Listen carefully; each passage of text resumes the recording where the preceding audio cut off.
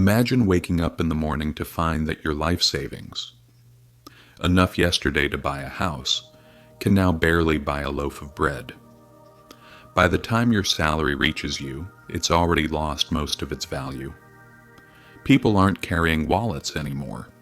They're transporting cash in wheelbarrows. This isn't some dystopian story.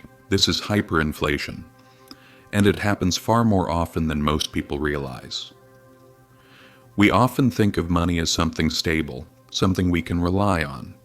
But history shows us that's an illusion, and the worst hyperinflations didn't just wipe out bank accounts. They destroyed governments, families, even entire societies.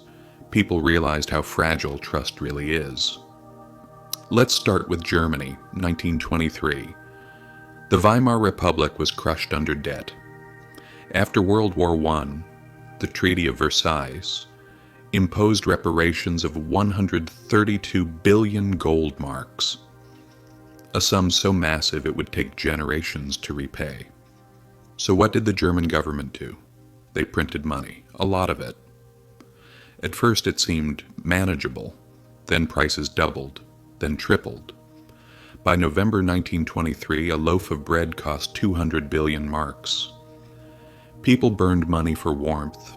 Children played with blocks of cash.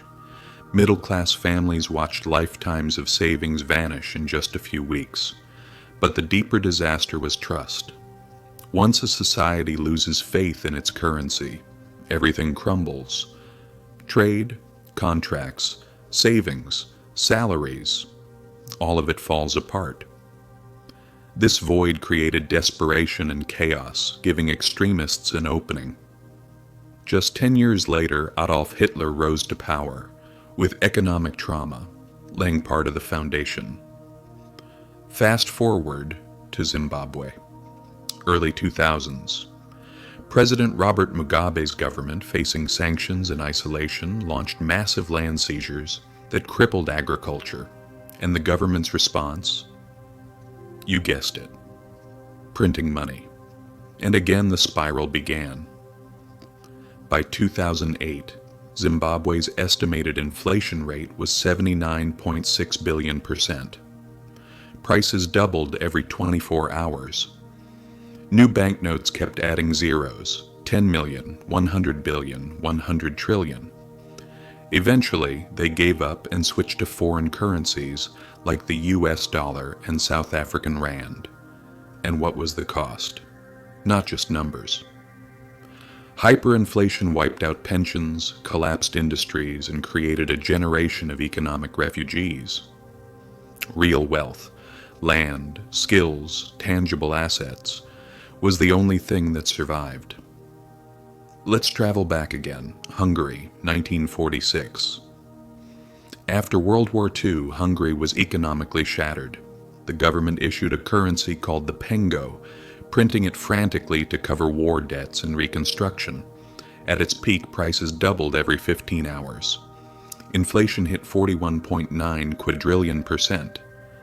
The currency was so worthless that the government created new banknotes, the mil pengo, worth 1 million pengo, then the B pengo, worth 1 billion. And still, it wasn't enough. Eventually, they abandoned the currency entirely and switched to the forint. What did they lose? Everything. Hungary's middle class was annihilated.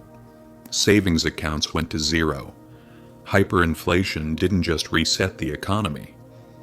It erased the past. Now, Latin America, Venezuela, 2000s tends to present. Rich in oil and resources, yet politically broken. Years of corruption, price controls, nationalizations, and reckless monetary policy turned one of the region's wealthiest countries into a cautionary tale. The government printed money to cover deficits, subsidize failing programs, and maintain control. And again, inflation skyrocketed. By 2018, Venezuela's inflation rate exceeded 1 million%. Imagine earning your paycheck and having to spend it immediately or lose half its value. Supermarkets were empty, bartering returned. Doctors and engineers fled abroad. Like Zimbabwe, the government issued new bills with more zeros. until they finally slashed 6 zeros overnight. But you can't erase the damage. Hyperinflation destroyed Venezuela's economy, shredded its healthcare system, and turned millions into migrants. Those with physical assets or access to dollars survived. Those without did not. Now, a lesser-known example, Yugoslavia, 1990s. After the Soviet bloc collapsed and the country broke apart violently, the economy failed under war, sanctions, and mismanagement.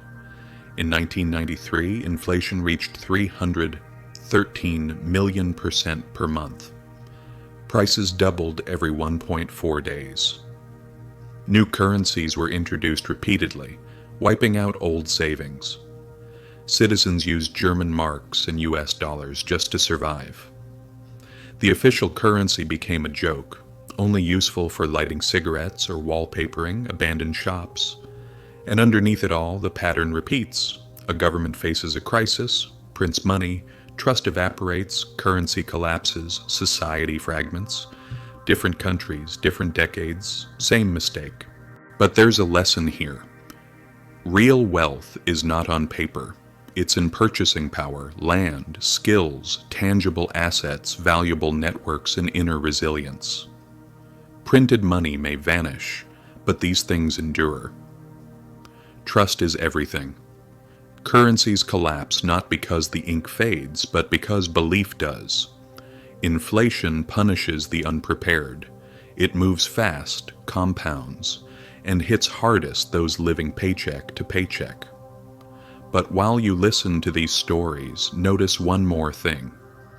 Every crisis is also a test, even an opportunity. As money loses value, true wealth comes into focus. How much we need each other, how essential skills are, how fragile trust really is. And if you are prepared, you can stay standing. So what can you do today? Central banks are printing trillions, interest rates fluctuate, markets wobble. What can you control? Your savings, habits, and mindset. Avoid unnecessary debt. Diversify your assets. Learn to live with less. Inner peace comes before money. Don't let the devaluation of your wealth break you. Focus on what you can control. Hyperinflation is a silent thief. It can rob you before you even notice, but history teaches us this. And you are among the few who understand the story.